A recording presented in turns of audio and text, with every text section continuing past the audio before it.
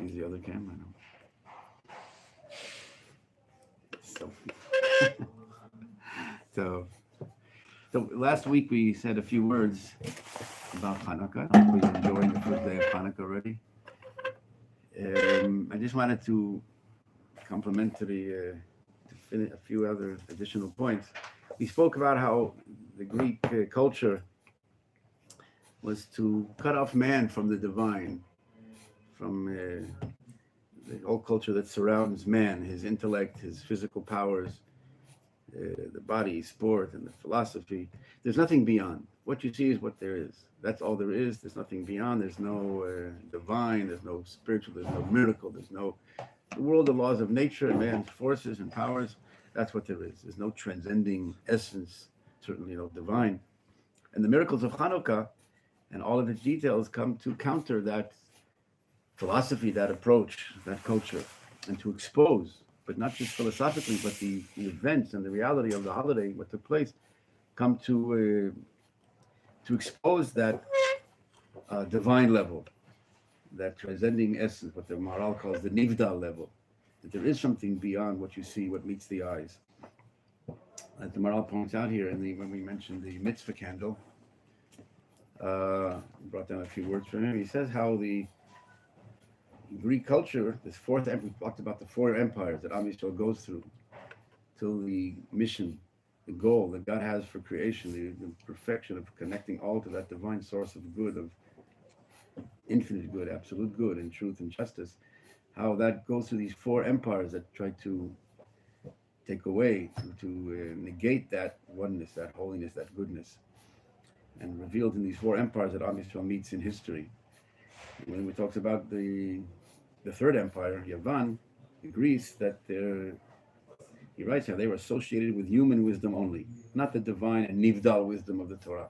He says they were against, therefore, the temple, which is also divine and kodesh. The Torah and the temple are two related and consecutive levels. In other words, these two aspects of the Beit HaMikdash, the temple and the Torah, they reveal, they expose, they relate to, refer to this divine transcending level. Torah and the Beit HaMikdash are intrinsically intertwined.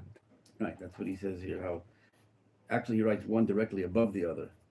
And we see them always together, like in the prayers, he says, may it be your will, O Lord our God, that the temple be built at the end of the Shemona Esrei. May your temple quickly be built in our days, and bestow upon us our share of your Torah, right? The Torah and the Mikdash. But he writes here, therefore, the miracle, the Maharal writes, that symbolized the conquest of Yavan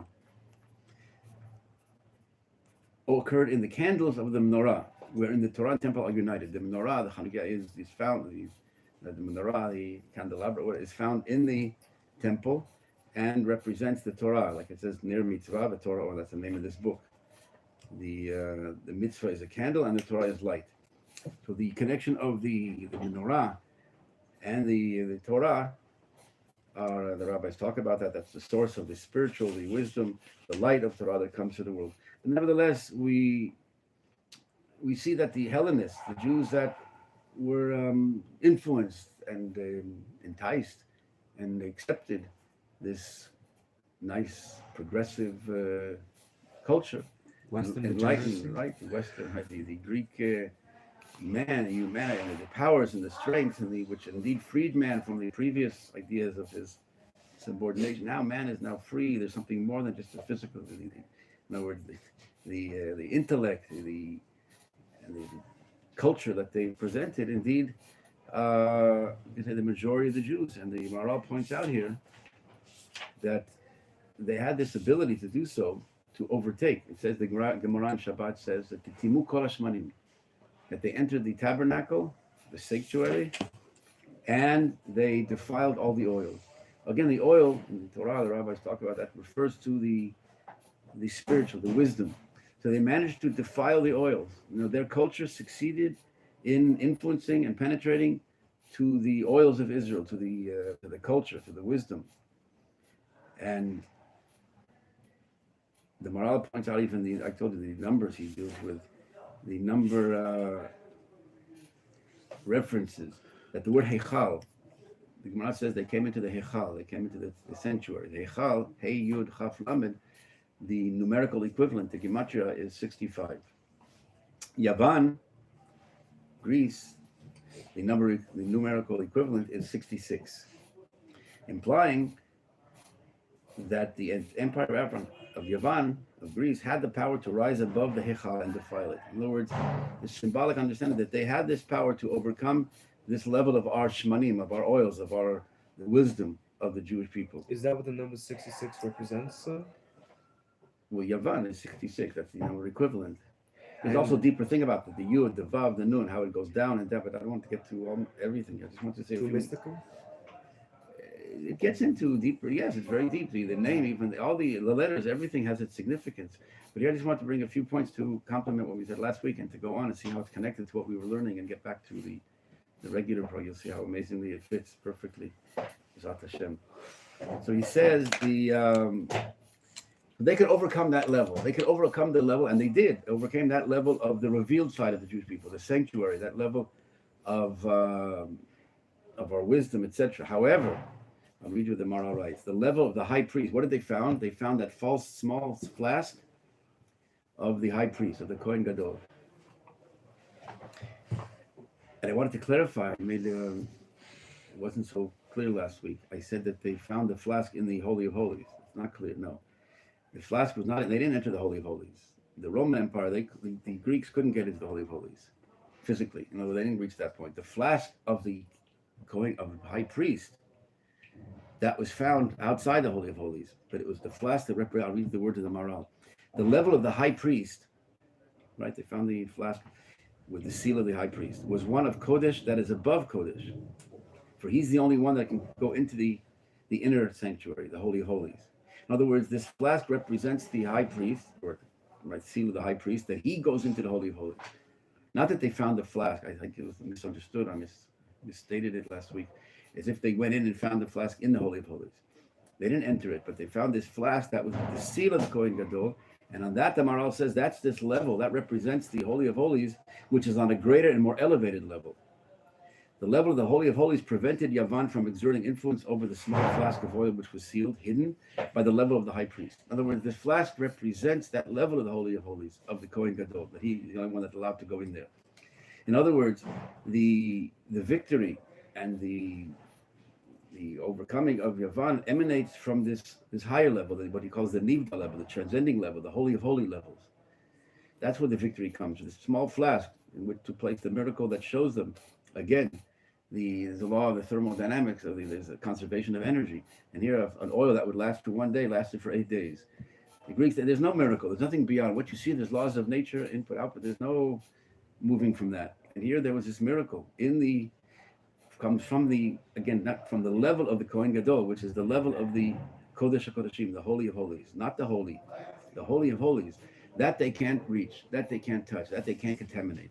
That's this level, not just physically, that's this level of the dimension of Am Yisrael that is beneath the surface.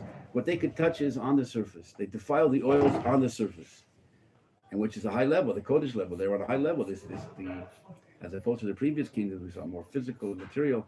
Here, this was a level of intellectuality and spiritual, so to speak, philosophical. So they could defile the level of, like what Yavan is over the Hechal, so to speak, the number. It's 66, but the Kohen, the Gematria, is 75. That even transcends that. This level that transcends this, the human side. What the Greeks said, that's all there is what you see is what you get. There's a level that is beyond that. And from there emanates this eruption, like a volcano. Like, where does it come from? The Jewish people, the majority, went after the culture there. A small family of Kohanim, again, the Kohanim, the Maccabim, the Chashmonaim, that rise up as if from nowhere. This energy erupts, reemerges, that overcomes the great kingdom and culture and the armies, the empire of the Greeks. Because again, that's the secret of that was revealed here. The secret of Hanukkah is that very point, that that is the very victory, to expose that there is such a thing that is beyond what you see, beyond the surface. No, they can kill, they can destroy, they can contaminate the branches, but there's roots underneath or above that transcend, what he calls the Nivda level, the transcending level, the divine level, we mentioned in the letter of Rav Kook. the skula and the bechira. Jewish people have this outside dimension, the behavioral level, what you see, what they do, their actions, their free will, but there's an inner dimension, the neshama, the skula, is divine. Remember the Maral in Circumcision chapter 11, the Sfatim that we learned that letter 555 of Rav Kook. It's all the same idea, this nivdal, this transcending level, that they can't reach. And that nothing in this world can touch or reach, contaminate. It's not from this world. Our soul is not a product of this world, the making of a nation that gets together, formation of nations like others we mentioned. It's from above, the roots above that come into this world and revealed in a very historical, tangible reality of a Jewish people, a nation that goes ups and downs in history and exiles and come back. But what is, we mentioned the answer to Mark Twain. Remember the article we read, the article on the Jews. What is the secret of their immortality? So this is the secret. Hanukkah is the answer, is the secret. Because their level, their inner source, our true essence, is from this nivda level, from this divine level, from this divine creation. Like it says in Yeshayahu 43:21, the Maral also brings down, this nation have I created unto me to say my name in this world. I bring down I created this force that comes into this three-dimensional world that we call it, what we see here with our senses. But the roots from above that come in, I throw down into this world an essence that is not from here, not a product of this world. It's the ideal, the divine goal of creation that comes down to illuminate, to connect all the branches of existence, all of reality, to elevate it all. And that's the whole thing of Hanukkah, all the miracles. And he points out that this level of the, for that on page, you have the book, page 98, that why is the holiday on 8 days? Right, the miracle lasted for 8 days. 8, again, the numerical significance that he points out in other books of his, but here, 8 is the number which is beyond nature. You have the 6 days of the week, whatever, the 6 sides of the cube, and the inner dimension, but there's another that transcends it all, the 8th. And that's why he says in the longest chapter in Tehillim, chapter 119, there's the Aleph Bet, all the letters. But it's repeated 9 times, right? No, that's the whole point. 8 times. 8 times. 8 times. Is this yours? I can do the mitzvah of Where did returning you a lost find- where did you object. find this? Says how Where did you find the, this? I must know where you found The this. whole point is the whole book there, the whole chapter of 119 is about the honor of Torah. And the Torah is that essence, was again that transcending essence, the divine wisdom, not some human wisdom, not a great philosophy, but this is something that comes from beyond this limited world. It's not the product of this world, from within this world and a hope to get to a better world. It's literally from the divine, the goal of creation, which hasn't yet been fully revealed. And that, he says, why it's also 8. He also says in what we say on Shabbat, Tehillim 19. Hashemayim is suffering for Hashem. How does it go in English? To the victor of Psalm of David, the heavens declare the glory of the Lord, the work of his hands are told by the firmament. It all talks about the nature, the wonders of the God in nature that's revealed in the natural world, in the physical.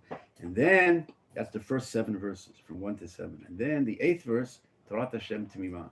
The Torah is perfect. Then it starts talking about Torah. And again, the 8 is the divine level, the Torah level, the neshama, the inner dimension, but the nivda level. So too on Pesach, we have the holiday after Pesach. We count 7 weeks, 7 days times 7 weeks, and then we receive the Torah Shavuot. In other words, that 50th, that above the 49, above the 7, and that's why the Brit Milah is on the 8. You have the physical body, but we connect it to that which is above the physical, above the limited world that we see here. So again, the 8 days, he says, that's why the holiday was 8 days, and he talks about why it was on the 25th of Kislev. The 25th of the month is when, in Elul, when light was created. Light is the most spiritual creation. It's in the, so to speak, in the physical, right? There's a machloket, Niels Bohr and Einstein, if it's a wave, a particle. But light is the most, the symbols of the most abstract, so to speak, the most non-material. He has a footnote about it here, right in the back here. No sources about that. But that was created on the 25th of Elul. Man was created on Rosh Hashanah, right? The 1st of Tishrei. 5 days before that, the 25th of Elul, light was created, right, in creation. And also the 25th of Kislev is when this day, the light of the world again begins to increase again in strength, right? You have the equinox, whatever. The days start getting longer. The light starts to get expanding. So he says how all these details come and show and reveal this inner level, that there's something beyond, like the eighth, the divine, the nivdal, the transcending level. That's the root of our success and our victories here. It's not some human thing. And that's why you might have thought that on the surface it looks like they contaminated the Jews. We look like everyone else. But there's this other dimension, this volcano from within. From where'd that come from? This new eruption of energy. The rabbis talk about the two miracles.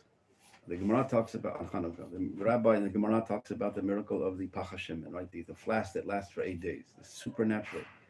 But in Al Nisim, what do we commemorate some more?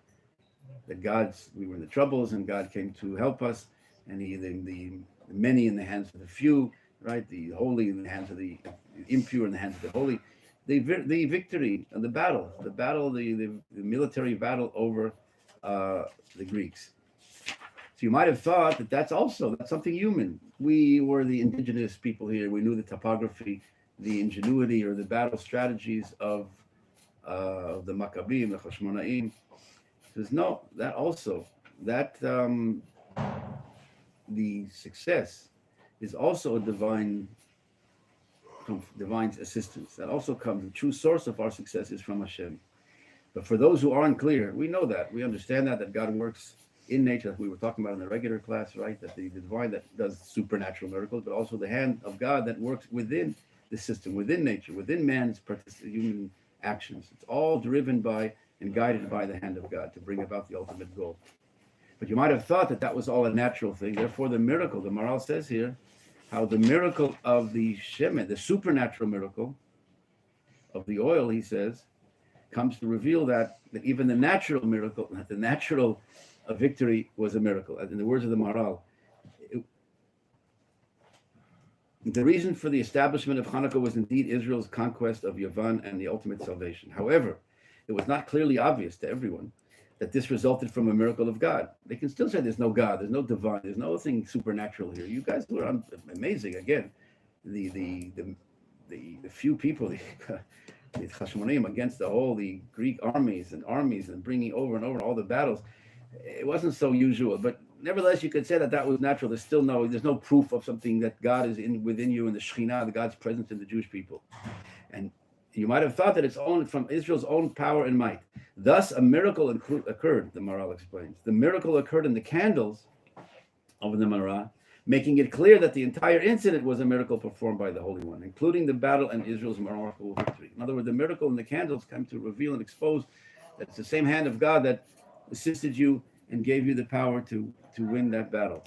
And that's what we wanted to get to, this understanding that the very awakening of the Hashmonaim, to go up against the culture, their own people, that were, again, Hellenistic, the majority, this very awakening and the courage to get up, that's also a divine inspiration. The Rambam in the Mor Nevuchim, the Guide for the Perplexed, section 2, chapter 45, talks about prophecy, a few chapters about prophecy. He says there's 11 levels of prophecy in chapter 45 there. 11 levels of prophecy. The first one is called Ruach HaKodesh, divine inspiration. And what is that? You don't get a message that's clear and you see God is talking to me. Rather, he says, this first level, this lowest level, is this inspiration to get up and do something, we call it heroic, something important, to save other people, to help other people, to do something positive. This inspiration, this inner drive to get up and do something. That, he says, is the hand of God. That is a revelation of God's hand. That's a level of prophecy.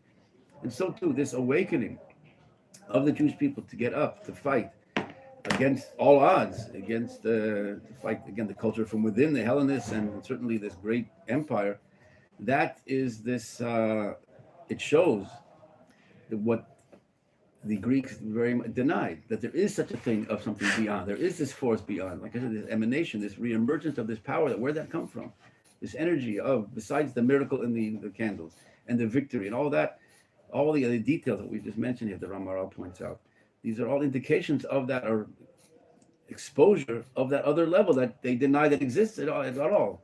Here we see the expression, the full, realistic, historical expression of that other dimension, of that inner dimension that now usually is hidden, but is now revealed and now has the power to rejuvenate the nation again. That we thought that they were lost. They're like the nations. They're the Hellenists. They're like everyone else. They've been Their culture has been erased. Now we're like everyone else. We're modern. We're, like you said, the Western, whatever. We're adopted their culture. And all of a sudden, this revolution from within, this new cultural re-emergence of our inner, that purity, that pure oil, that they defile all the external oils, but the inner level, the roots, that they can't touch, that they can't reach.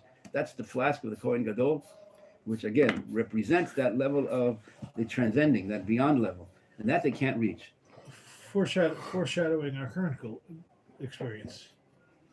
Okay, what we're going through now is also, it seems like. I'm saying that was like foreshadowing what would happen after this one. Okay. So and that brings us to what we left off 2 weeks ago in our sources about the redemption. That we said there's two ways of redemption, the two scenarios of the supernatural and the natural.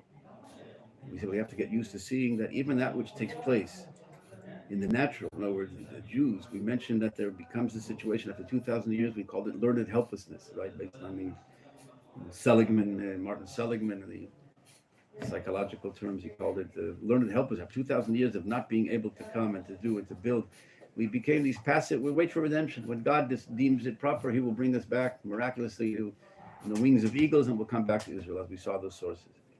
And all of a sudden, there's this new mentality, right? We saw before Martin Seligman, we saw the Ibn Ezra, right? There's a slave mentality, a galut mentality. Also, the Moreh Nevuchim, we saw, the Rambam writes. A slave doesn't just wash his hands and now become a free man. You say, now that you're free. Remember I mentioned the example of Sobibor. In other words, you don't just change this whole mentality by just saying intellectually, now you're a free man, you can walk free. It's a buildup of understanding of a whole mentality. And therefore, all of a sudden we see, and we'll see the sources, that there's a new mentality, a new way of thinking, a new get up and go and build and do. And that's what we left off. If you want to continue, pass these back again. This, what the Orach Chaim writes, redemption will start with a stirring in men's hearts. There's this new mentality, a national consciousness, national awareness.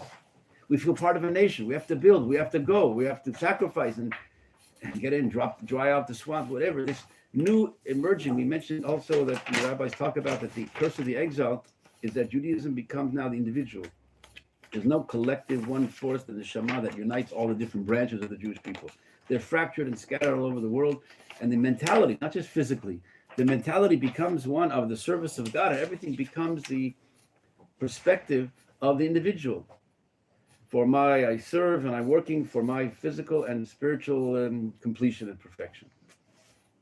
But the collective feeling, that each bone realizes that a limb realizes I'm part of a bigger body, that didn't exist. It couldn't exist. That's what the rabbis talked about. I mentioned the sources, a few of the Tikkun, the Petach Eliyahu, the slumber of the exile, that the bones, the limbs are all like separate and feel that they're independent. They're private. That's what the Gemara says in Brachot, page 8a. You saw, right, that outside of the temple destroyed, the Jews in exile, God only has his 4 cubits of halakha, the individual domain. The private domain, individual, that's the connection to God, so to speak. That's our service, the Beit Midrash, the kitchen, the keeping kosher, Shabbat.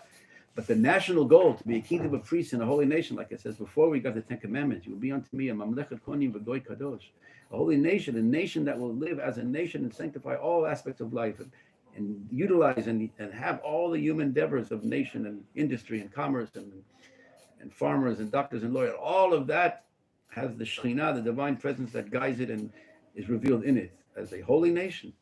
That didn't exist. And we got used to thinking that Judaism is the private, me and my kitchen, me and my Judaism, me and my mitzvot, the 4 cubits of halakha, like the Gemara says. But that's a curse. That's a limitation of God's name to the private, to the 4 cubits, right? The private domain. As opposed to the kingdom of priests, a nation that, like I said, this nation have I created unto me to say my praise. Holy individuals can be non-Jews also. Non-Jews can be holy individuals, moral and right and righteous, etc. But that doesn't show that everything is connected to God, or doesn't connect everything.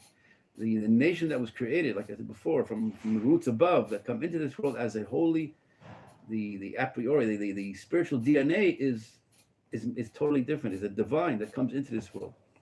And that's what they came, like the Greeks, that came to deny, reject. There's no such thing. There's something beyond. There's something energy beyond. There's a force. There's a content. There's an essence that is beyond this world. It's just what you see in this world. So do what you have here, either spiritually, philosophically, or the Sparta, right? The sports and the body, the forces that exist. But there's nothing beyond that.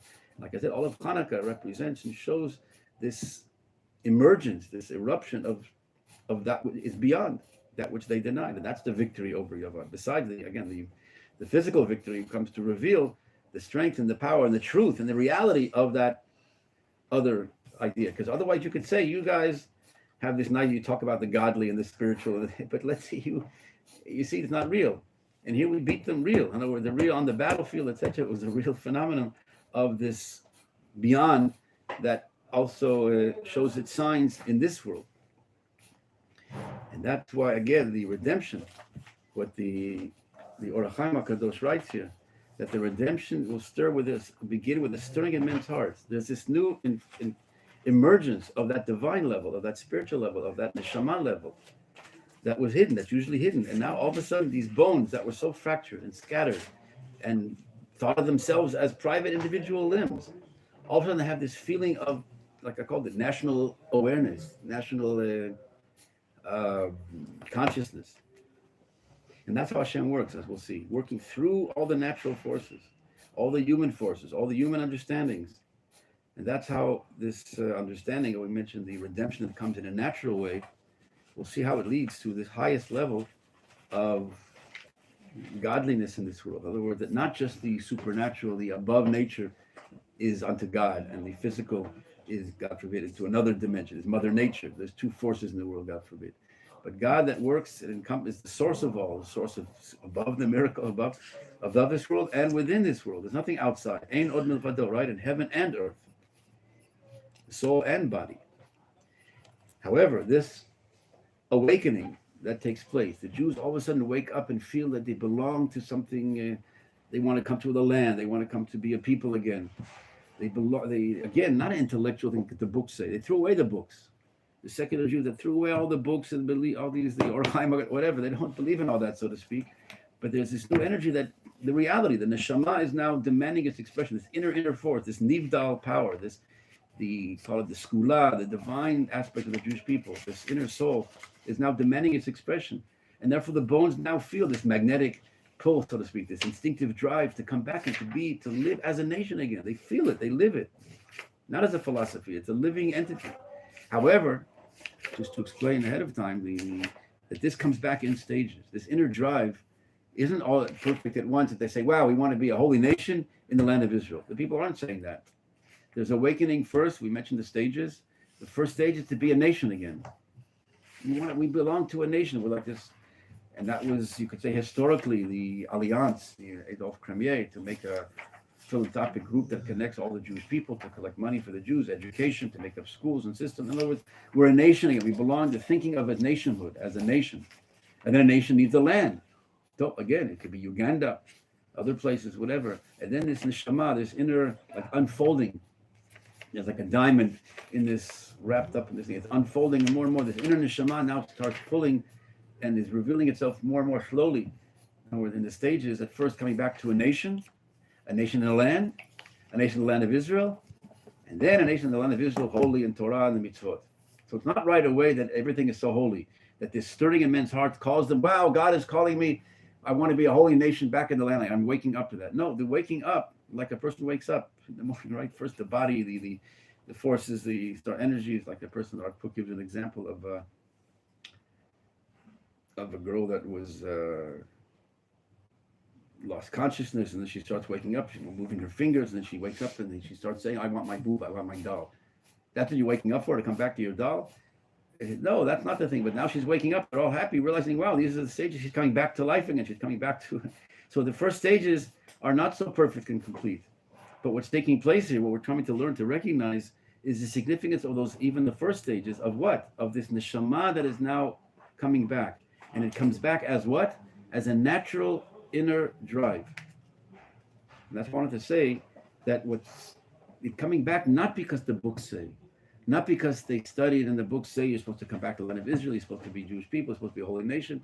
Again, they threw away, don't have all the books. So where's it coming from? This inner level, the true inner essence of the Jewish people, this neshama, this nivda level we spoke about on Hanukkah. That level is now erupting, re-emerging, coming to rejuvenate the nation to come back. So the first stage is to come back on a natural drive, this natural instinctive drive to be a nation again. and then in the land, and then Torah mitzvot. But that means when we get to the end of that process, what's revealed is this highest level of Torah performance, not because it says in a book, but in the future the Torah will become natural. We come back to the Torah mitzvot as a natural drive. How can we not? It's so instinctive. It's how can we think otherwise? In other words, coming back to Israel wasn't because the book says there's a commandment, mitzvah number 4, the Ramban, because Yechezkel 36 says you're going to come back to the land of Israel, build the land.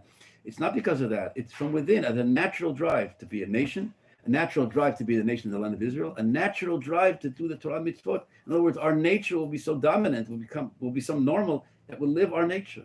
That's what I told you to bring last week and we didn't finish it. If you can bring me the Ramban, I think it's the Ramban on the Torah, Nachmanides, the bottom left, I think, on Deuteronomy. In other words, what seems to be the secular process, right, man-made, secular, Herzl, Ben-Gurion, no, it's not on the bottom, those blue ones. Oh. On the bottom right, Nachmanides, Ramban on the Torah. What seems to be a natural human process culminates in this highest level of connection to Torah, that again, Torah as life and life as Torah, not as a book that there's a book that you have your life, your free will, your decisions, and your desires and your lusts and whatever, and you have the book that tells you what you're supposed to do. You know? I don't see it. What's on the bottom right there? Right? The blue ones? Yeah. No, the next one, the blue ones. No, The what? ones that are these. Yeah, what's that? Labels. Okay. And the other one?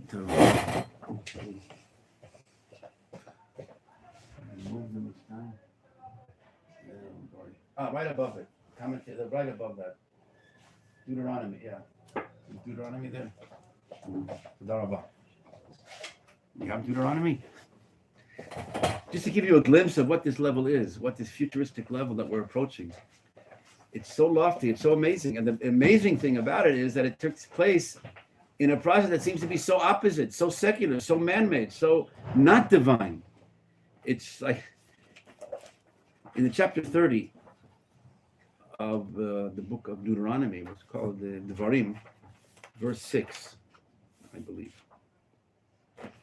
He says that now we have what's called the grant of free will. There's a period of history that we have free will. You can gain merit by choosing that which is proper and punishment when you prefer evil. So we have free will. We have our choice. We have our lives. And we have the book that tells you this is what is good or what is proper or not proper. So you have, again, you choose. You can do or not to do. You can accept. You can believe. But there's your life, so to speak, and the book. But in the days of the Mashiach, the choice of genuine good will be natural. The heart will not desire the improper. Not that you overcome. You have certain desires, and God said, the Torah says, to be religious, to be Jewish, and to get reward, so to speak, you have to do something in order to do God's will. You have no desire whatsoever to do that which is improper, and will have no craving whatever for it. That's the circumcision of the heart, he says.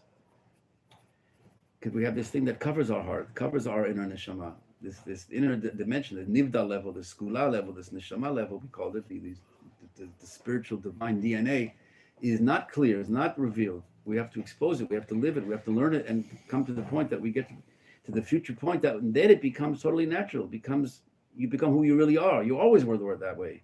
That was always your neshama, but it was concealed in order to give you the ability to have free will, to choose, to gain benefit. We talked about the Ramchal talks about why there's free will. But in the future, there'll be no more this block, this orla, what they call the foreskin of the heart. Man will return at that time to what he was before the sin of Adam, when by his nature he did what should properly be done. And there were no conflicting desires in his will. And that takes place, this level, that is the culmination of this process that we're talking about now. Are the Jews coming back to a nation, a stirring in their hearts to come back to what? To being a people again, to being a nation, to being a Jew and people of the land of Israel. But it's so secular, it's so human, it's so not holy. Give it time. Well, that you understand, that's how the process is. But where is it? What's pushing? The inner neshama is pushing, or is pulling, whatever you want to call it. This inner magnet is now more and more becoming dominant until it totally encompasses our life. We become normal again. We don't have any blocks, any filters, any barriers. That the neshama is our life. What it always was. But again, we had the barrier that blocked it, and we had the free will to understand who you are and to live accordingly. And that's what it says in the, he brings down from Yirmiyahu, that in the future, there'll be a new covenant with the Jewish people. Like there's some groups that have this new idea of this new covenant. But what's the new covenant? As opposed to the covenant we had up till now, that there's your life, so to speak, and there's the Torah that tells you what is your true essence, but you don't feel that. You're not aware of that so much. The super conscious level maybe, but the conscious level, there's Torah and there's you, your ideas and your whims and desires. However, the future, the covenant will be the house of Israel in those days. I will put my law in their inward parts, and in their heart I will write it. This is a reference to this is in Yirmiyahu 31. Back to the Ramban. This is a reference to the annulment of the evil instinct. You'll have no evil desire. You'll have no negative desire. You'll be so normal. You don't want to kill and cheat. Most of us, hopefully, reach this point of history, most of humanity, hopefully. It doesn't have this inner desire to kill, to steal, to rape. And we overcome it. You're not supposed to. It's not nice. There's laws. There's a policeman watching, so I don't kill. You have no desire to kill. You're normal. You're healthy. What do you don't have to overcome any desires. In the future, all the details of Torah, to be holiness, connected to Hashem, will be natural. You won't have to overcome in order to be holy. You are holy. Your holiness will be revealed. This natural performance by the heart.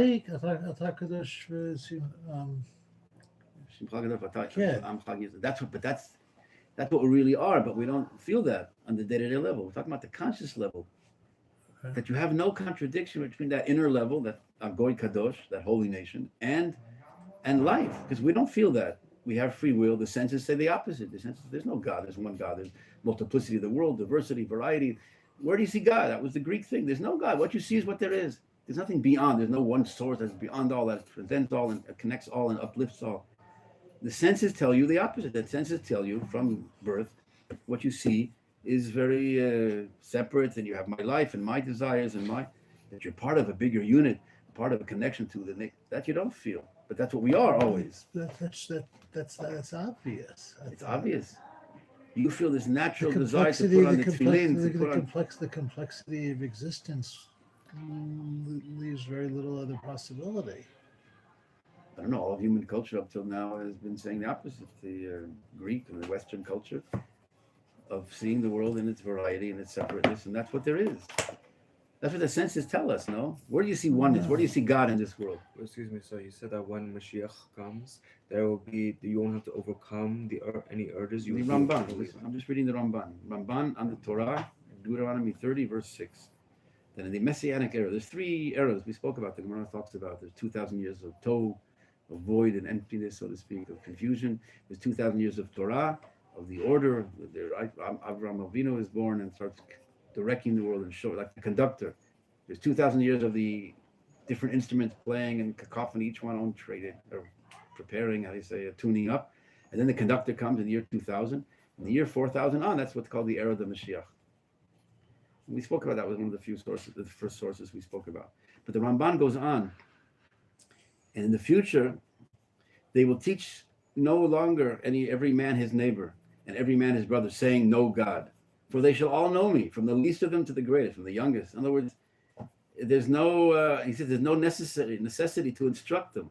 Because at that time, it will be not necessary to instruct them to avoid evil, for their evil instinct will be completely abolished. And so it says in Yechezkel.